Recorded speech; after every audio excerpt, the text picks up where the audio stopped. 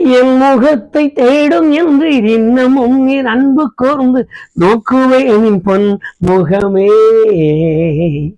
என் முகத்தை தேடும் என்று இன்னமும் நான் அன்பு கூர்ந்து நோக்குவேன் பொன் முகமே. சிலுவை நோக்கி பார்த்த கண்கள் சூழ்நிலைகள் மாறினாலும் வெட்கம் அடைந்து போவதில்லையே. சிலுவை நோக்கி பார்த்த கண்கள் சூழ்நிலைகள் மாறினாலும் வெட்கம் அடைந்து போவதில்லையே. கர்த்தரின் மேன்மையும் மகிமையும் மாணவர் யாருக்கு அஞ்சிடுவே. கர்த்தரின் ஜீவனின் பலனுமானவர் யாருக்கு அஞ்சிடுவேன். நான் யாருக்கு அஞ்சிடுவேன். இயேசு கிறிஸ்துவின் இணையற்ற நாமத்தினாலே என்னோடு கூட தேவ சமூகத்தில் நோக்கி பார்க்கிற ஒவ்வொருவருக்கும் வாழ்த்துக்கள் கூறுகிறேன். பரிசுத்தவான்களாக, நீதிமான்களாக, ஆசாரிய கூட்டமாக, ராஜரீக கம்பீரமான மக்களாக அழைக்கப்பட்ட எல்லா கர்த்தருடைய ஜனங்களுக்கும் மனமாற வாழ்த்துக்கள் கூறுகிறேன். இன்றைக்கும் நாம் வேத வசனத்திலிருந்து எசேக்கியேல் தீர்க்கதரிசன புஸ்தகம் 30வது அதிகாரம் 18வது வசனத்தை நம்முடைய நினைவிலே கொண்டு நாம் கர்த்தருடைய முகத்தை பார்க்கலாம். மேலும் வேதத்தை வாசிக்கும் பொழுதும் அல்லது வேதத்தை நேசிக்கிற மக்களுக்கு அதனுடைய முழுமையான தன்மை இன்னதென்று புரியும்.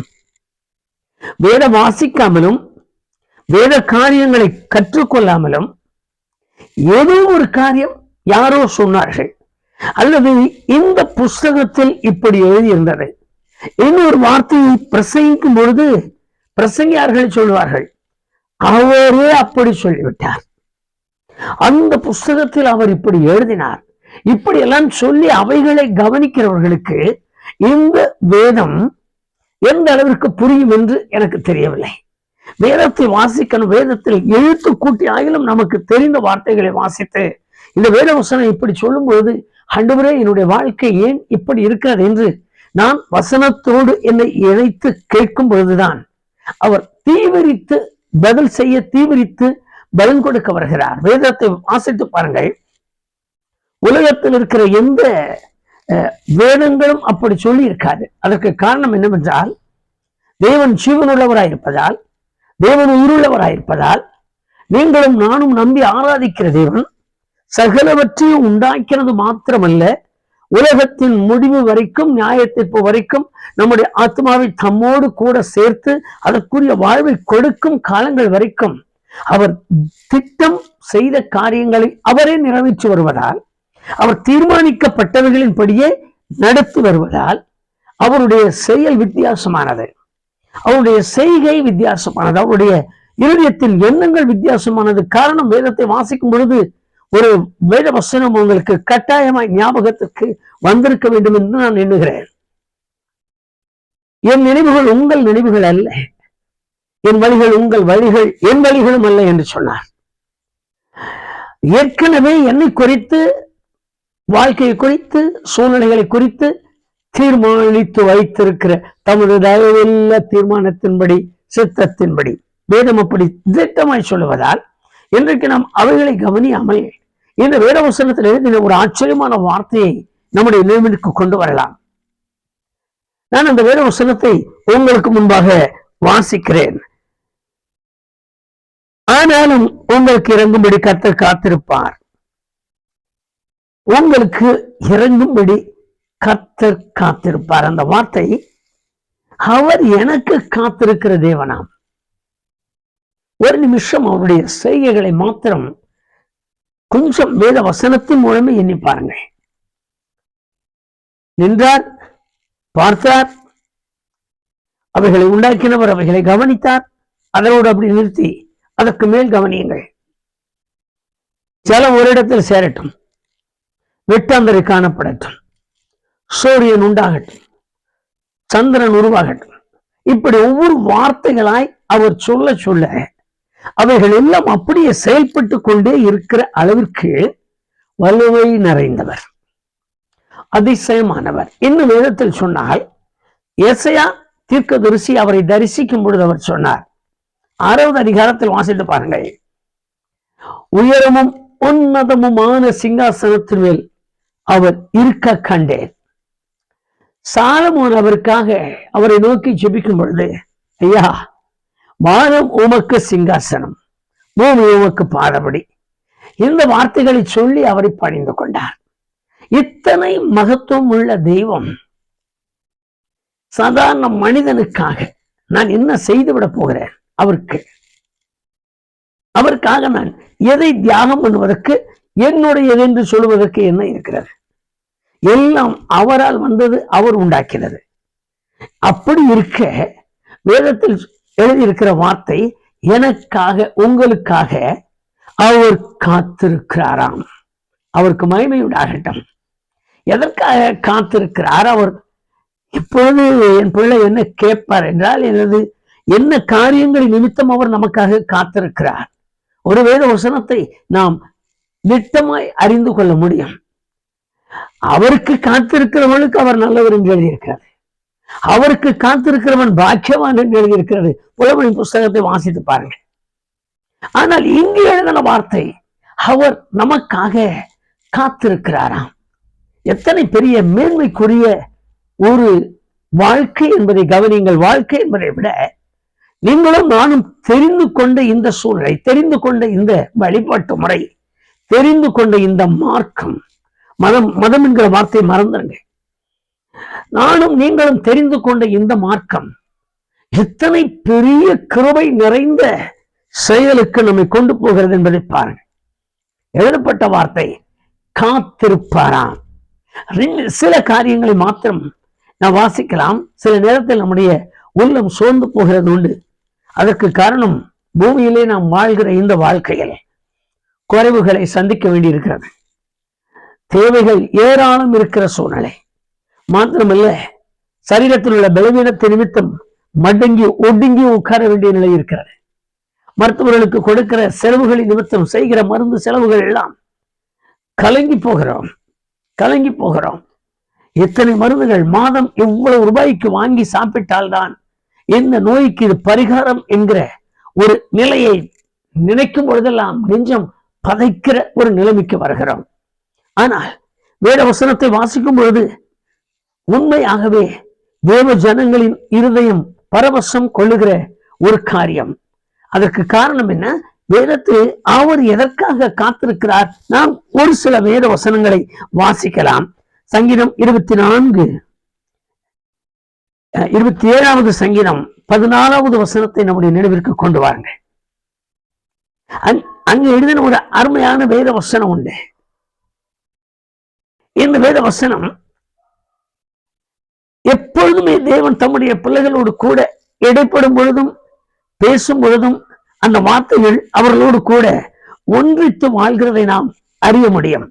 வேதத்தில் வாசிக்கிற இந்த வேத வசனத்தினுடைய மேன்மை எவ்வளவு கனத்திற்கு உரியது என்று பாருங்க. அவர் இருதயத்தை ஸ்திரப்படுத்துவதற்காக காத்திருக்கிறாராம். என் இருதயத்தை ஸ்திரப்படுத்துவதற்காக. உங்களுக்கு ஒரு சம்பவத்தை அப்படியே மனதுக்குள்ளாக கொண்டு வாருங்கள். மத்தேயு சுவிசேஷம் 14வது அதிகாரத்தில் எழுதின அந்த சம்பவங்கள் நம்முடைய நினைவிற்கு வரட்டும். அவர் இல்லாத ஒரு பயணத்தை தொடங்கினார்கள் சீசர்கள். அந்த பயணத்திற்கு பின்பு அவர்கள் சமுத்திரத்தின் நடுவில் அகப்பட்டுக் கொண்டார்கள். கடுமையான புயல் காற்று வீசுகிற நேரம். என்ன செய்வதென்று தெரியவில்லை. எல்லாம் உடைந்து நூலானது என்று சொல்லுகிறது போல எல்லாம் மனம் உடைந்த சூழ்நிலை. அதில் அந்த சமயம் பார்த்து இவர் தண்ணீர் மேல் நடந்து அவர்களிடத்தில் போகிற ஒரு சம்பவம். எண்ணி பார்க்க முடியாத நிலை. அவர்கள் இந்த பயத்தோடு தத்தளித்துக் கொண்டிருக்கிற நேரத்தில் இவரையும் பார்த்து ஆவேசம் என்று அலறினார்களாம். அடுத்து என்ன செய்வது என்று தெரியவில்லை. அடுத்து எப்படி நடப்போம், அடுத்த சந்தர்ப்பம் என்ன, அடுத்த நிமிஷத்தில் என்ன நடக்க போகிறது என்று தெரியாமல் தவிக்கிறார்கள். இருதயம் துடிக்கிறது. வேதத்தை வாசிக்கும் பொழுது அருமையான அந்த வேத பாகத்தை மறுபடியும் நினைவுக்கு கொண்டு வந்து உங்களுடைய ஜெப வேலையை அவைகளை சொல்லி ஜெபியுங்கள். இருதயத்தை ஸ்திரப்படுத்துகிறாரா? அதற்காகவே அவர் காத்திருக்கிறார். எப்பொழுதெல்லாம் என் இருதயம் சோர்ந்து போகிறதோ, எப்பொழுதெல்லாம் உடைகிறேனோ, எப்பொழுதெல்லாம் நொறுங்குகிறேனோ, எப்பொழுதெல்லாம் அழுகிறேனோ, எப்பொழுதெல்லாம் ஆறுதல் இல்லை என்று புலம்புகிறேனோ, எப்பொழுதெல்லாம் நிம்மதியான ஒரு நிலை இல்லை என்று அங்கலாய்க்கிறோமோ, எப்பொழுதெல்லாம் மறுபடியும் ஒரு வாழ்வு கிடைக்குமா, மறுபடியும் ஒரு சந்தர்ப்பம் உருவாகுமா, திரும்ப நான் வாழ்வதற்கு, திரும்ப நான் பிழைப்பதற்கு எனக்கு ஒரு சூழ்நிலைகள் வருமா என்று அங்கலாய்க்கிற சூழ்நிலைகள் எத்தனை. இருதயம் பலனற்று போன இருதயம் திடமிட்டு போகிறது. யார் என்ன சொன்னாலும் அது அடங்குவதில்லை, அதை அடக்க முடிவதில்லை, அது தத்தளிக்கிறது, தவிக்கிறது. ஒரு மனிதனுடைய உள்ளம் எப்படி இருக்கிறது என்பதை அவனால் மட்டும்தான் அறிந்து கொள்ள முடியும். துடியாய் துடிக்கிற நேரம் சொல்லுவார்கள், எதேதோ நினைக்க வேண்டியதானது, ஏதேதோ நினைத்து புலம்புகிறேன், எந்த விதத்திலும் எனக்கு ஆறுதல் இல்லை, எந்த விதத்திலும் எனக்கு சமாதானம் இல்லை சொல்லுவார்கள். அருமையான கர்த்தருடைய பிள்ளையே, வேதத்தை நேசிக்கிற அருமையான கர்த்தருடைய பிள்ளைக்கு நான் சொல்லுகிற ஒரு நல்ல ஆலோசனை, சோர்ந்து போக வேண்டாம். அவர் வந்து பிரசங்கிக்க நிற்கும் பொழுது அவர் செய்த பிரசங்கத்தை கவனித்து பாருங்கள். உங்கள் இருதயம் கலங்காதிருப்பதாக, யோவான் சுவிசேஷம் 14ஆம் அதிகாரம் 1ஆம் வசனத்தில், உங்கள் இருதயம் கலங்காதிருப்பதாக அந்த வார்த்தையை அவர் சொல்லிதான் தொடங்குகிறார். காரணம், இருதயத்தை ஸ்திரப்படுத்தும்படியாக காத்திருக்கிறாராம். எத்தனையோ சூழ்நிலைகள், எவ்வளவோ காரியங்கள். எனக்கு தெரிந்த ஒரு சம்பவத்தை நான் நினைவிற்கு கொண்டு வருகிறேன். ஒரு முறை ரட்சிக்கப்பட்ட சில நாட்கள் தான் ஆனது. கர்த்தருடைய பந்தி நடக்கிற நேரம், கர்த்தருடைய பந்தி காலையிலே எல்லாரும் இரவு முழுவதும் ஜெபித்து காலையிலே பந்தி கொடுக்கிறதுக்காக அங்கிருக்கிற அப்போ இருந்த இந்த சூழ்நிலை, ஆவிக்குரிய நிலைமைகள் வந்த இந்த புது அனுபவங்கள், எல்லாரும் பந்திக்காக ஆயத்தமானார்கள். எங்கள் போதகர், எங்கள் ஊழியர்கள் எல்லாரும் நாங்கள் கருத்தா ஜெபித்து ஜெபத்தோடு கூட பிரசங்கித்து எல்லாம் முடித்தோம். திடீரென்று காலை நேரம் பந்தி முடித்த உடனே வெறும் வயிற்றோடு பிள்ளைகளை அனுப்பக்கூடாது என்று ஆகாரம் கொடுத்து அனுப்புகிற பழக்கம் இருந்தது. அந்த சபையில் ஆகாரம் கொடுப்பதற்காக எல்லாரும் வரிசையை உட்கார்ந்து விட்டார்கள். இரவு நேரமாக இருந்ததால் பிள்ளைகள் தூங்குவார்கள் என்று பெற்றோர்கள் கொஞ்சம் அமைதியாகி சாப்பிட்டுட்டு அப்புறம் எழுப்பலாம் அப்படி சொல்லி படுத்துட்டாங்க. எல்லாரும் சாப்பிட்டு முடிச்சாங்க. சாப்பிட்டுட்டு ஒரு அருமையான பெற்றோர் பிள்ளைய தேடுறாங்க, மகனை கிடைக்கல, ஒரே பையன். இந்த ஒரு மகனும் கிடைக்கல. இங்க தேடி அங்க தேடி, வீட்டுல நிறைய சந்தில படுத்திருக்கான், அங்கிருந்த வீட்டுல படுத்திருப்பான், எல்லாம் தேடுறான். எல்லாரும் வந்து ஊழியக்காரர்கிட்ட சொல்றாங்க, எங்ககிட்ட சொல்றாங்க, எல்லாருமே நாங்கள் தேடிக்கொண்டிருக்கிறோம். கடைசியிலே ஞானஸ்நானம் கொடுக்கிற தொட்டி ஒன்று இருந்தது. அந்த தொட்டியிலே தலை தண்ணீருக்குள் கால் வெளியே கவிழ்ந்து கிடக்கிறான். நடந்த சம்பவம். எவ்வளவு நேரத்திற்கு முன்பு விழுந்தான் என்று தெரியாது, எவ்வளவு நேரம் இருக்கிறான் என்று தெரியாது. யாரும் சீக்கிரம் அந்த புறம் போவதற்கு இல்லை. காரணம், ஞானஸ்நான காரியங்கள் எல்லாம் இல்லை. எல்லாரும் பந்தியில உட்கார்ந்து இருக்கிறோம். ஆராதனை நேரம், இரவு நேரம். ரட்சிக்கப்பட்டு ஒரு வாரம் மாத்திரமே அந்த குடும்பமானது. இந்த நிலையில் ஐயோ என்று அலறினார்கள். தூக்கி கொண்டு வந்து கீழே போட்டாங்க. பையனுக்கு ஒண்ணு இல்லை, எல்லாம் எப்ப விழுந்தானே தெரியாத சூழ்நிலையில் எல்லாம் அடங்கி கிடந்த நேரம். அந்த தாயும் தகப்பன் ஒரு வார்த்தை சொல்லி தெய்வ முகத்தை பார்த்தார்கள். எங்களோடு இந்த போதகர் அவரை ஆறுதல் படுத்தினார். அந்த ஆறுதல் அவர்களுக்கு எடுபடல.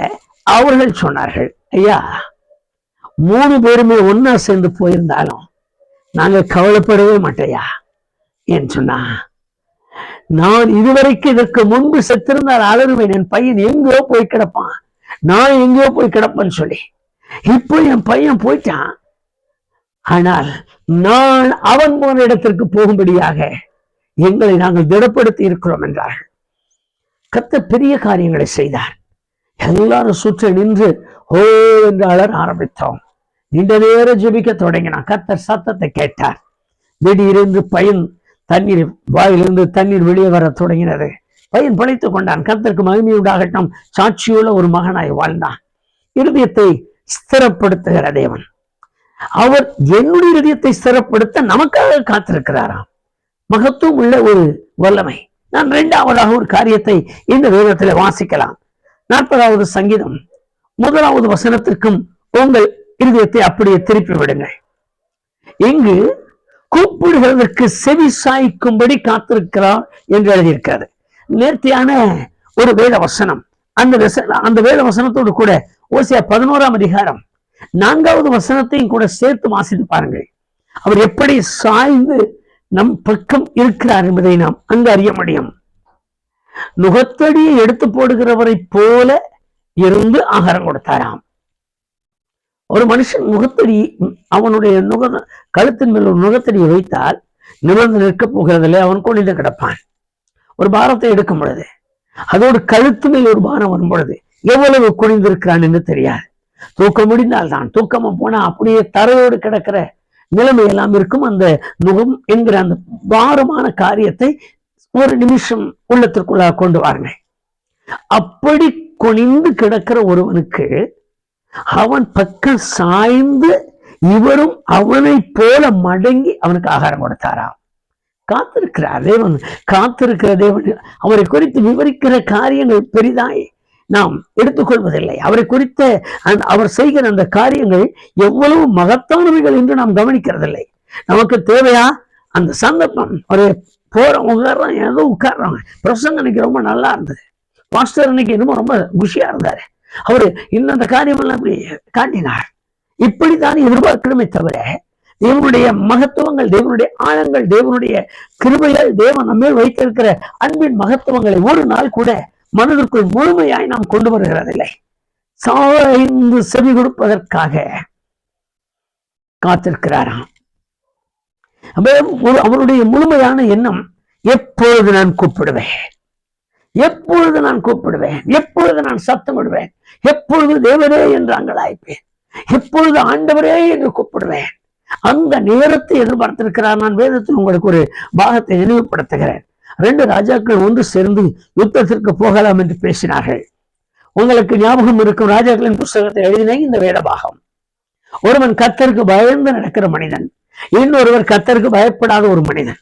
கர்த்தருக்கு பயப்படாத மனிதன் இந்த பட்டணத்தில், இந்த யுத்தத்தில் சாக வேண்டும் என்பது தேவனுடைய தீர்மானம். ஆனால் கர்த்தருக்கு பயந்த மனிதனும் இவரோடு சேர்ந்துதான் போகிறார்கள். அதில் பெரிய விசேஷம் அங்கு நடந்த காரியம், நீங்கள் அதை நினைவிற்கு கொண்டு வரும்படியாக நான் நினைவுபடுத்துகிறேன். கர்த்தருக்கு பயப்படாத மனிதன் கர்த்தருக்கு பயந்து நடக்கிற மனிதனை ரதத்தின் மேலே உட்கார வைத்து யுத்தத்திற்கு முன்பாக அனுப்புகிறார்.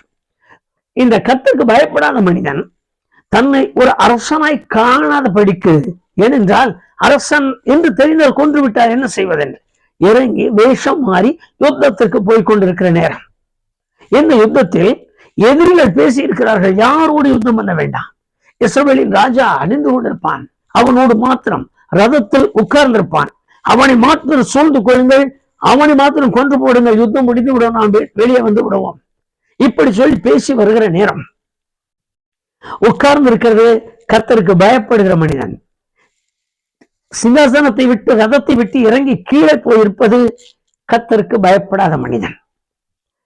இந்த ரதத்தில் இருக்கிற அரசனை பார்த்து எதிரி படைகள் இவன் தான் இந்த ராஜா என்று சொல்ந்து கொண்டார்கள். வேதத்தை வாசித்து பாருங்கள். அவன் கூச்சல் எழுகிறான், ஐயோ இவ்வளவு பெரிய சேனை என்னை சூழ்ந்து விட்டது, என்னால் ஆட்கள் இல்லை, ஐயோ என்னை எல்லாரும் சுற்றி வளைத்தார்கள். வேதத்தில் எழுதியிருக்காரு, கர்த்தர் அவன் சத்தத்தை கேட்டு அவனுக்கு அனுசாரியா இருந்தாராம். கூப்பிடும் பொழுதெல்லாம் என் பக்கமாய் சாய்ந்து எனக்கு சகாயம் செய்வதற்காக அவர் காத்திருக்கிறாராம். அவருடைய காரியம், அவருடைய வேலை, அவருடைய முழுமையான சூழ்நிலையே உங்களையும் என்னையும் முற்றிலுமாய் பார்க்கும்படி, நன்மை செய்யும்படி, நமக்கு உதவும்படி, நம்மை ஆதரிக்கும்படி, நம்மை தேற்றும்படி, நம்முடைய காரியங்களில் பங்கு கொள்ளும்படி, நம்முடைய கூப்பிடுதலை கேட்கும்படி, நம்முடைய இருதயத்தை ஸ்திரப்படுத்தும்படி அதிகமாய் காத்திருக்கிறாரா. அந்த காத்திருக்கிற தெய்வ முகத்தை பார்க்கத்தான் நாம் மறுபடியும் அவர் சமூகத்திலே சேருகிறோம். நமக்காக காத்திருக்கிற அவருக்காக நாம் காத்திருக்க வேண்டிய கட்டாயத்தில் இருக்கிறோம். அதே சமயத்தில் காத்திருக்கிற அவர் என்ன காரியத்திற்கு காத்திருக்கிறார் என்று தெரிந்து இந்த விஷயத்தில் நானும் அவருக்காக தேவ முகத்தை பார்க்கும்படி காத்திருக்க தொடங்கினார். ஆசீர்வாதத்தின் மேன்மை நம்மை சூழ்ந்து கொள்ளும். தேவ ஜனங்கள் தங்களை சோர்ந்து போகவிட வேண்டாம். நான் சொல்லுகிற ஒரே ஒரு காரியம், நான் கர்த்தரை மாத்திரம் நம்பி வாழ தொடங்கி இருந்தால் ஒரு நாளும் இருதயத்தை சோர்ந்து போகவிட வேண்டாம். அதே சமயத்தில் வேதம் சொல்லுகிறதுபடி ஜெபிக்க தொடங்குங்கள், கூப்பிட தொடங்குங்கள், உடனுக்குடன் பதில் கொடுக்கும்படி தன்னை சாய்த்து கேட்பாராம். நான் எது போல முழங்கால் இருக்கிறேனோ, எது போல குனிகிறேனோ, எங்கெல்லாம் சாய்கிறேனோ என் பக்கமாய் சாய்த்து கேட்பாராம். அவருக்கு மகிமை உண்டாகட்டும். அவருடைய சமூகத்தில் இன்றைக்கும் கூட நம்மை தாழ்த்தி ஒப்பு கொடுத்து நம்முடைய இதயத்தையும் ஸ்திரப்படுத்த சொல்லி, நமது சத்தத்தையும் கேட்டு நமக்கு பதில் கொடுக்க சொல்லி நாம் அவருடைய முகத்தை பார்க்கலாமா? நல்ல பிதாவே, திரும்ப திரும்ப நாங்கள் வேத வசனத்திற்கு முன்பாக நிற்கிறோம். நேர்த்தியான உம்முடைய மகத்துவம் உள்ள கிருபைகளை நாங்கள் நினைவு கொள்கிறோம்.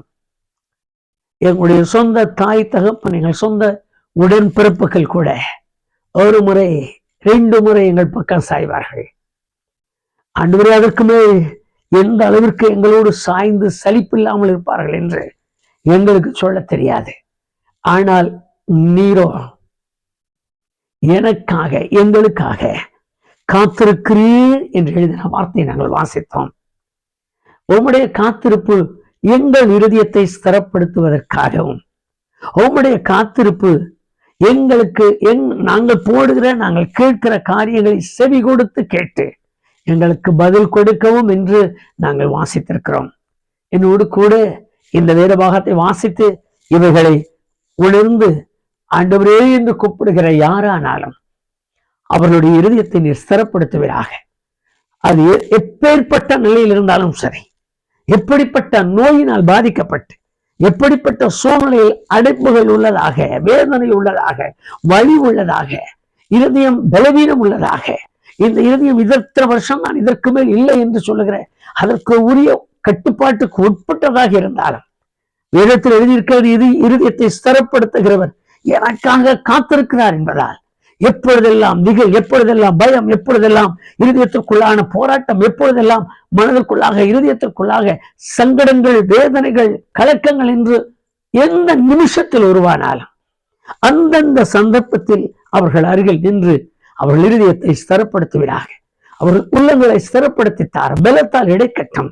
மாத்திரமல்ல, நாங்கள் வாசித்த அடுத்த ஒரு பாகம், எங்கள் பக்கம் சாய்ந்து எங்கள் வார்த்தைகளை கேட்டு எங்களுக்கு நிறைவேற்றுகிறீர் என்று நாங்கள் வாசித்தோம். அந்த வார்த்தைகளை உண்மை எத்தனையாய் நாங்கள் அனுபவிக்கிறோம் என்பதை நாங்கள் உணர்ந்து கொள்ள எங்களுக்கு கிருபை தாரும். அப்படிப்பட்ட கிருபைக்கு இன்றைக்கு எங்களை நாங்கள் ஒப்பு கொடுக்கிறோம். ஆண்டவரே, ஒவ்வொருவர் வார்த்தைகளும், ஒவ்வொருவருடைய முணுகல் சத்தம், ஒவ்வொருவர் மனவேதனையோடு கூட பேசுகிற வார்த்தைகள், ஒவ்வொருவர் தங்கள் குடும்ப காரியங்கள், ஒவ்வொருவர் தங்களுடைய சொந்த சரீரத்தில் உள்ள வேதனைகள் தாங்க முடியாமல் ஆண்டவரே என்று கூப்பிடுகிற சூழ்நிலைகள், எந்த நிலையில் அவர்கள் கூப்பிட்டாலும் செவிசாய்க்கும்படி அவர்கள் பக்கத்தில் நிற்பீராக. உம்முடைய வார்த்தை அப்படி சொல்லுவதால் அந்த வார்த்தையை நிறைவேற்ற நீர் வல்லவர் என்று நாங்கள் விசுவாசித்தவர்களாக, வார்த்தைகளை நிறைவேற்ற நீர் போதுமானவராக இருக்கிறீர் என்று நாங்கள் நம்பிக்கையுள்ளவர்களாக இன்றைக்கு உம்முடைய முகத்தை பார்க்கிறோம். ஆண்டவரே, கொஞ்ச நேரமாகிலும் உம்முடைய பிள்ளைகள் உம்மை குறித்துள்ள ஆழ்ந்த சிந்தனைக்குள்ளாகட்டும். அவர்கள் சத்தத்தை கேட்டறலும், அவர்களுக்கு செவி கொடுத்தறலும். அந்த செவி கொடுத்ததில் நிமித்தம் சுகம் உண்டாகட்டும், ஆரோக்கியம் உண்டாகட்டும், பலன் உண்டாகட்டும். மாத்திரமல்ல ஆண்டவரே, அவருடைய ஐயப்பாடுகள், மனதின் எல்லா ஐயப்பாடுகளும் மாற்றப்பட்டு இனந்தெரியாத ஒரு சமாதானம் அவர்கள் உள்ளத்தை நிறைக்கட்டும், அவர்கள் இருதயத்தை காத்துக் கொள்ளட்டும். ஆண்டவரே, இந்த 2 காரியங்களை குறித்து இன்னும் அவர்கள் வேதத்தில் அறிந்து கொள்ளும்படி பிரகாசமான மனக்கண்களை தாரும். எத்தனை பேருடைய இருதயத்தை ஸ்திரப்படுத்தி, எத்தனை பேருக்கு செவி கொடுத்து அவருடைய எல்லா விதமான இக்கட்டுக்கு விலக்கினீர் என்பதை அவர்கள் அறிந்து கொள்ளும்படி அவர்கள் இருதயத்தையும் திறந்தரணும். புது பலத்தால் இடைக்கட்டுவீராக. மகிமை சொல்ந்து கொள்ளட்டும். உம்முடையவர்கள் ஒரு நாளும் மனவேதனையோடு கூட இல்லாமல் மனமகிழ்ச்சியோடு வாழ்வதற்கு அவர்களை பலப்படுத்தும், பக்குவப்படுத்தும், கிருபையால் நிறையும் சமாதானத்தோடு காத்துக் கொள்ளும். இயேசு கிறிஸ்துவின் நாமத்தில் ஜெபிக்கிறேன் பிதாவே, ஆமென், ஆமென். இருதயத்தை ஸ்திரப்படுத்தி தன் பக்கம், நம் பக்கமாய் சாய்ந்து நம்மை கேட்கிறவர் உங்கள் ஒவ்வொருவரையும் ஆசீர்வதித்து மேன்மைப்படுத்தி நடத்துவாராக. ஆமென்.